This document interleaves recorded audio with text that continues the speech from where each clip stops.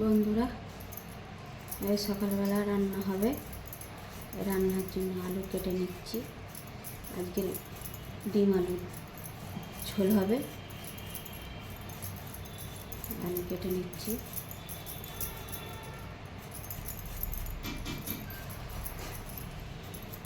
বন্ধুরা, আমার ভিডিও তোমাদের কেমন লাগে কমেন্ট করে বলবে। আমার ভিডিও লাইক কমেন্ট শেয়ার করে দেবে।